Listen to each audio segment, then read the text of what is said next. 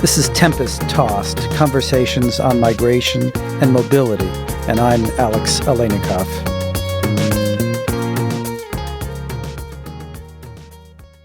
In July 2018, the Mexican people elected as their president Andrés Manuel López Obrador, who's known in Mexico by the acronym AMLO. López Obrador was a former mayor of Mexico City, and he had failed in two previous presidential elections.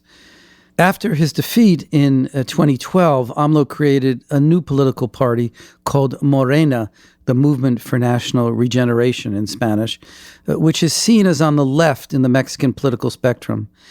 And in 2018, he won a resounding victory over the two major Mexican political parties, the PAN and the PRI. AMLO ran on a platform primarily concerned with domestic Mexican issues, but events of the day and in the region necessarily brought the U.S. migration issue into the campaign and has confronted the new administration with a range of issues since he took office in January of this year. Now, viewed from the U.S., one might expect that a left-leaning Mexican president would have harsh words for the policies of Donald Trump: the wall, militarization of the border, pushbacks of asylum seekers to Mexico, and demands that Mexico stop the flow of Central Americans through Mexico to the U.S. border might all be seen as creating problems for a Mexican administration.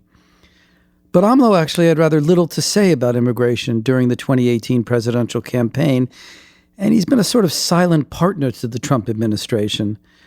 Not, of course, offering to pay for the wall, but neither openly criticizing Trump policies. And perhaps it's because those policies have been directed not so much at Mexican citizens, but rather at migrants from the northern triangle countries of Honduras, El Salvador, and Guatemala. So AMLO's positions since taking office have been what some might label prudent, others might call timid, adopting policies that seem to alternate between welcoming and tolerating Central Americans, while also cooperating with the U.S. government. To understand better who AMLO is and how he is attempting to craft the U.S.-Mexican immigration relationship, we spoke with Carlos Bravo Regidor, who joined the conversation over the phone from Mexico City, where he is a professor at the Center for Research and Teaching in Economics, known by its acronym CIDE. We asked Carlos to talk with us about AMLO's background and the political trajectory that has taken him to the Mexican presidency. In the studio, we had with us Alexandra Delano, an associate professor and chair of the Global Studies program at the New School. She's a former co-director of the Zolberg Institute on Migration and Mobility, which hosts our podcast. Alexandra's recently published a book called From Here and There, Diaspora Policies, Integration, and Social Rights Beyond Borders, which focuses on the Mexican diaspora in the United States. We begin the conversation with Carlos. Carlos, thank you so much for being our guest today on Tempest Tossed. I want to talk with you about AMLO. It's a name that's not well known in the United States. Of course, everyone in Mexico is well aware of Donald Trump's name, but we are less aware in the United States here about the president, the new president of Mexico. So could you start by giving us a brief biographical history of AMLO? Where did he come from? What were his politics when he entered into the presidential campaign in Mexico last year? Okay, well, first of all, thank you so much for having me, Alex. AMLO is a politician that has been around for a really long time. He joined the ranks of the PRI, Mexico's revolution, the party where the Mexican Revolution ended up, So he joined the PRI in the late 1960s and was part of that until the late 1980s. Back then, it must be said, if you wanted to join politics, joining the PRI, was your most sure bet because it was an authoritarian regime and the PRI was an hegemonic party. But in the late 1980s, AMLO always belonged to a sort of, left wing of the party. Since the very beginning, when he lived in Tabasco, and he was sort of a community organizer with indigenous communities, and he started, going up the ranks until he became the leader of the PRI in Tabasco in the 1980s. But he was always part of the leftist wing of the PRI, and that left wing of the PRI broke down. And I mean, it broke away from the PRI and became a different party called the PRD, the party of Partido de la Revolución Democrática, Party of the Democratic Revolution. And as part of the PRD, he was head of the PRD in the late 1990s, and then he was elected mayor of Mexico City, a post in which he performed very well and he became very popular, a national figure. Then in 2006 was his first presidential run. He lost to Felipe Calderón by a very slim margin, less than 1%. He alleged fraud. He never recognized his defeat. And then, interestingly enough, in 2012, even though he had no political position, no post for 6 years, he was candidate again. He ran against Enrique Peña Nieto, and he lost by a margin, if I remember correctly, of between 4 and 6 points. And then in 2018, in his third term, he finally won, heading a coalition of a new party. He left the PRD in 2012, and he formed his own party called Morena, Movimiento de Regeneración Nacional, National Regeneration Movement. And he won by a landslide, he's the first president in the history of Mexican democracy to have won by an absolute majority, by more than 50% of the vote. So that is, in a nutshell, his political trajectory. Ideologically speaking, he's always called himself a man of the left. But if you look at the details of his policies, of his discourse, of the sort of political culture he belongs to, because in many ways it's a conservative left. For instance, he is against tax reform. He has always been against tax reform.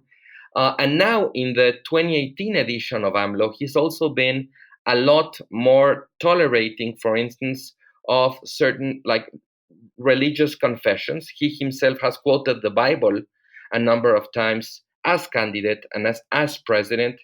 In his coalition, he has this conservative wing that is against abortion, against gay marriage, very conservative on women issues. So he calls himself a man of the left, and it's clear that he has this social vocation, or that he's concerned with what socialists in the 19th century called the social question. But it's a left, with a lot of buts when you look at the details.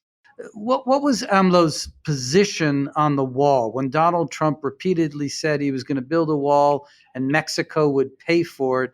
Did AMLO comment on that specifically? Yes, of course, he was against it, but he had interesting counter proposal that I'm sure was calculated, to sound somewhat agreeable to Trump. He said he was against the border wall, but that he was in favor of building a wall of economic development in the border states, which was sort of, implement a number of policies to stimulate economic activity and development in the border, so that people who stayed there, that did not want to cross to the other side. I can only imagine that this was music to the ears of Donald Trump, because it was not so much an open rejection or even a defiance of Trump's policies, but an alternative that was really not against the wall, but more to the point of, Mexico should do something about this, which is create development, particularly in certain regions that would act as a development wall to stop people from migrating. So, Carlos, what position did AMLO take during the campaign on migration, on the Central Americans coming through Mexico, and on the migration relationship with the United States? Well, in general terms, migration has never been a priority of López Obrador. I think he sees it as an issue that can become a distraction to his government, but it has never been something that he has shown concern, or that has been part of his priority list. I think that, as president of Mexico, it is becoming something not that he's seeking to solve or to attend, but as an issue that is imposing itself upon him, so to speak, like an event. I think he was cautious because he knew he could win, and he did not want to start his campaign by openly fighting with Trump. He was always critical of the way he has always been critical of the way that Trump speaks about Mexicans, or his policies to increase detentions and to want to increase deportations. But that criticism has gone down as AMLO has gone up in a way. So he was critical, but as we say in Mexico, critical with a small mouth. Lo criticó con la boca chica, we would say, because AMLO knew already that he was poised to win, and he was openly avoiding an explicit conflict with the President of the United States. He was also critical of the wall, but as AMLO started gathering steam, his campaign started gathering steam, and he became, the top candidate. He has always been very careful to, say, I'm not gonna mess with the domestic politics of the U.S. I'm just gonna, ask the President of the United States that we have a respectful relationship. So, Alexandra, let me turn to you. How would you characterize AMLO's general approach to the Trump administration? So it's been a very sort of quiet and discreet agenda, even in the face of the very significant pressures and the media attention, particularly in the context of the caravan. But I think the main goal has been to keep it quiet, to manage it quite carefully in the bilateral relationship, to prevent further attacks from Trump, to guarantee the structure of the relationship through the USMCA, rather than the MCA is the new NAFTA, the new free trade agreement between Mexico, U.S. and Canada that was renegotiated right at the beginning of the López Obrador administration. So the sense has been to prioritize that issue, that aspect of the relationship, and keep migration under control to a certain extent and not confront Trump. And that is reflected on the fact that they've agreed to this program of Remain in Mexico, which allows asylum seekers to stay in Mexico while they await for their court hearing in the U.S., and also the focus on employment, creating employment for Central Americans in Mexico, employment opportunities that would prevent them from continuing their journey to the U.S., and providing them with humanitarian visas that will allow them to remain in the country under safe conditions. Carlos, your thoughts? We know already that his priority regarding the U.S. is to avoid fighting with Trump, which is tragical because in many ways we need the Mexican president to see for Mexicans in the U.S., for their rights. And AMLO apparently is willing, to look to the other side, as long as this allows him not to enter into a fight with Donald Trump, not to fall into his provocations. So unlike times in the past, the majority of people getting to the U.S. southwest border are Central Americans, not Mexicans. And I'm wondering how the Mexican government, how AMLO's government is responding to the flow of Central Americans, which may present very different issues than if the flow were primarily Mexican. Sure. Let me say something before tackling that question, which is there is a sort of double displacement, in official discourses about migration, both in the U.S. and Mexico. Trump still talks as if most of the migration coming from the southern border is Mexican. He speaks about Mexicans flooding the country in general, when we know that that is not the case, that actually the migration balance in the border for a number of years has been going down, and it's almost negative. There's more people crossing south than crossing north. But that reality, at the field level is not reflected in, the official discourse of the president of the US. And in the case of the president of Mexico, what we see is that he still speaks as if a lot of Mexicans were migrating, which we know is not the case. We know now that Mexico has become a transit country of Central Americans. So this was something that López Obrador had to catch up to because it did not form part of his original, discourse about migration. Now, having said that, recognize that sort of double fracture between reality at the playing field and presidential discourse. What AMLO has tried to do regarding Central American migration has been, on the one hand, regarding the entrance to Mexico, to create some sort of legal order, regular path. He wants to avoid people, crossing the border, undocumented or clandestinely. He wants people to come in, ask to come in, and they will register them and give them a bracelet. This is an important change. Alexandra, how would you characterize the change in policy towards the Central American migrants?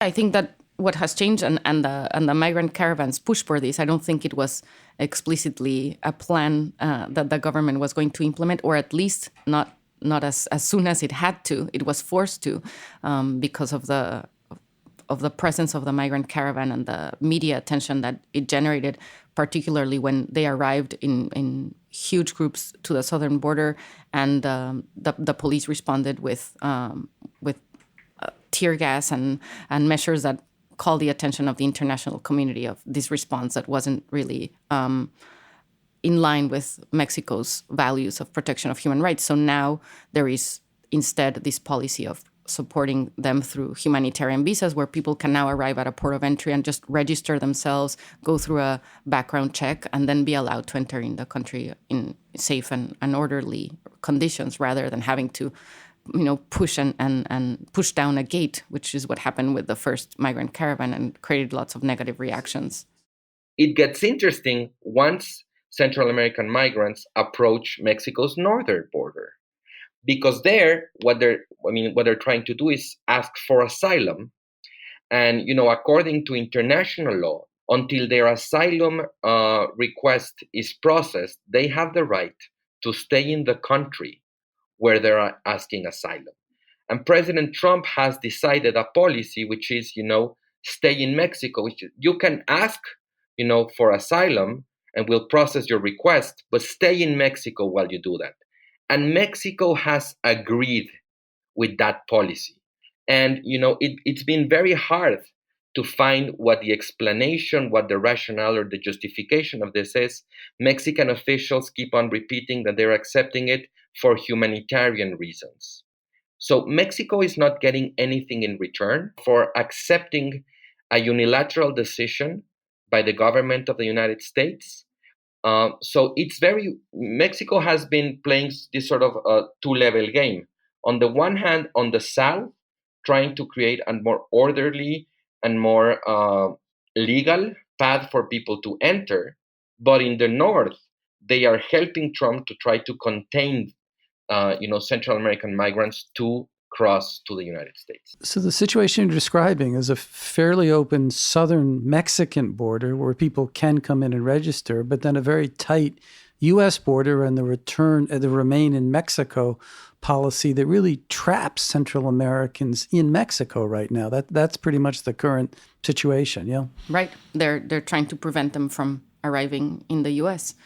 I think one of the issues with these humanitarian visas that they, as I understand them, they are issued for 1 year, and it's supposed to be a way that can help them stay in the country under safe conditions while they await for their asylum hearing in the U.S. or find employment and other support in Mexico. But my sense is that this idea of temporary migration, as you know, sometimes becomes permanent or longer than expected, especially when we know the backlogs in the U.S. courts, and we don't know how long it's going to take them.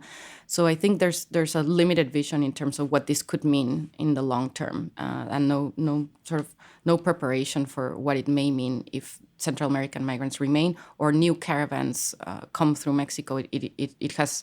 We know about the large caravan that took over the news in December, but there have been new caravans in recent weeks and months. And the response has been problematic in terms of putting them in shelters under conditions that are not humane, and not finding a place for them in the meantime. So there's still an adjustment in terms of figuring out, even with the humanitarian visas, how to make sure that they have access to the support systems that they need, and without creating negative reactions among Mexican society as well, because there were very negative reactions in the first few weeks of the first migrant caravan. Negative reactions against the caravan. Against the caravan, from the Mexican population, saying, how can we support them if we don't even have access to jobs? If we're a country with such high levels of poverty and inequality, where can we find the resources to support them?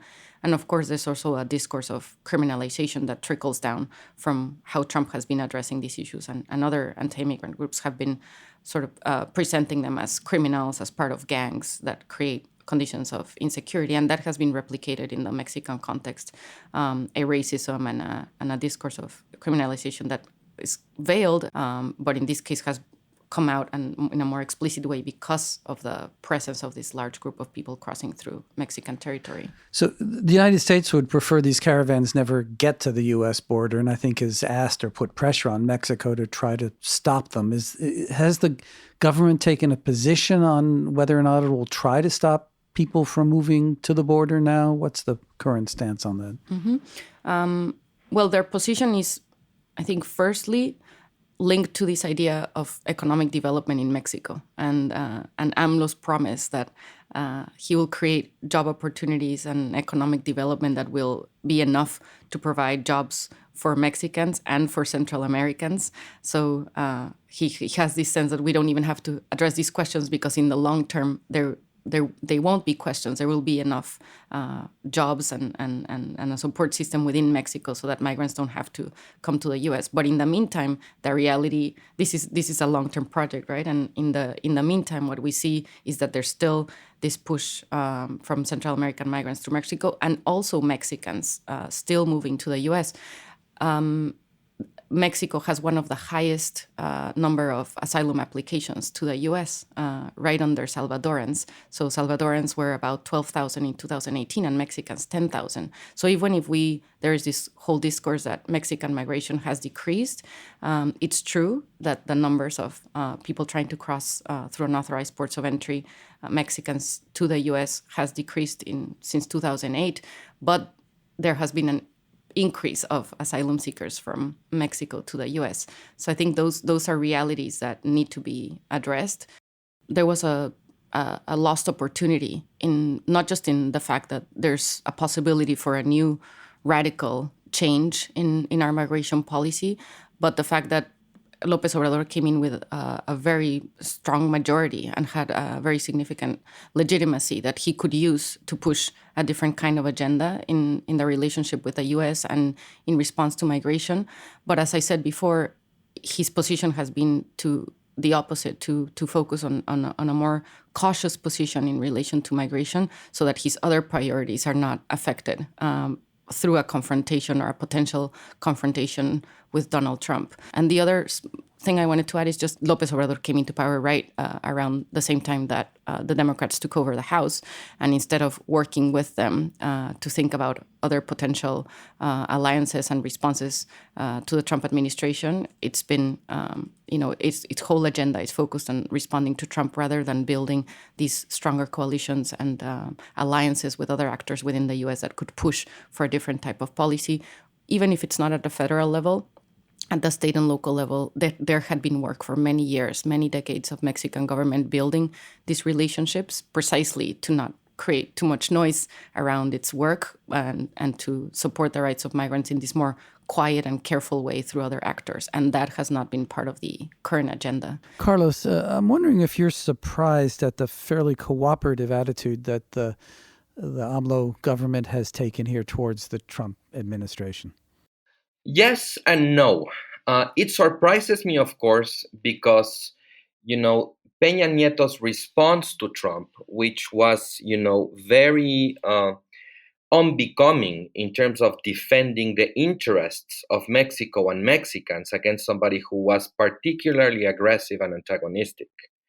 And that was, a problem for Peña Nieto. And he was, openly and very intensively criticized because of that. So it surprises me that López Obrador, who came to power in a way, in the wave of Peña Nieto's unpopularity, now that he's in power, he's assuming, a similar, attitude towards Trump, in which the priority is not to get in trouble with him. That surprises me a lot. The fact that he was not more creative or more innovative, or that he hasn't reached out to a lot of allies that Mexico has in the U.S., regarding the issue of migration.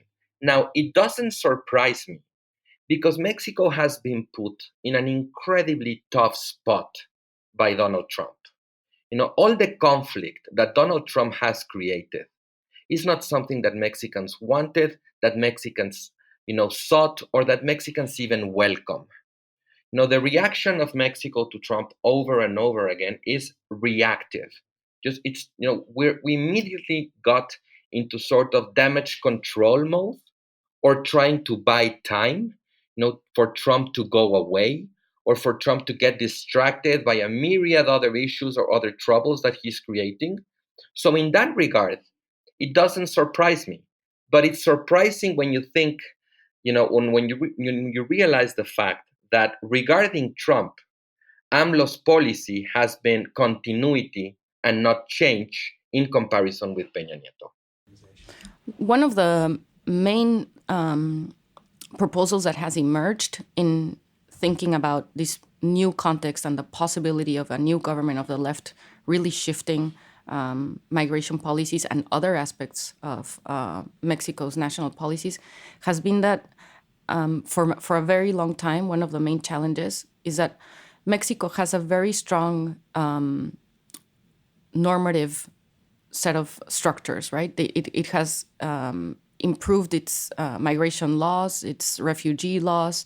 It's a very proactive member of international community pushing for the global compact. So normatively, global compact on migration. On migration. Yeah. So normatively, it's very advanced in terms of its principles and the values that are in its migration laws and systems. But the problem has been its implementation. And one of the challenges for implementation has been the lack of coordination between the different institutions that manage migration in Mexico. So the fact that the foreign ministry has a very strong policy at the consular level for the protection of rights is not matched with the reality of how the Ministry of the Interior manages the question of return migration or the question of migrants in transit or asylum seekers in Mexico. So here there is a problem of lack of institutional coordination and collaboration, where those same principles that are implemented in some areas of policy can be reflected in other areas of policy, and also resources that are matched with the discourse, right? There's a strong discourse, for example, for protecting the rights of asylum seekers, but the commission in charge of the protection of refugees has one of the lowest budgets of any office in Mexico. And the commission for the protection of migrants as well suffers from lack of resources and institutional support in order to actually implement this migration law and these programs that have a very strong framework of what a holistic migration policy might look like. So civil society has been pushing for rethinking what that framework for institutional support for migration might be, considering the fact that it's a country that's facing immigration, transit, return, asylum, refugee issues, and there is and also internal displacement. So there's an opportunity for really thinking what a holistic migration policy might look like, what institutional infrastructure to support that might be, but at the government level, it's faced with the reality that López Obrador has been pushing for austerity measures, and those austerity measures mean taking away resources rather than putting those resources where they need to be in order to create this solid infrastructure of support at all levels of the migration process. You've been listening to Tempest Tossed, a production of the Zolberg Institute on Migration and Mobility at the New School.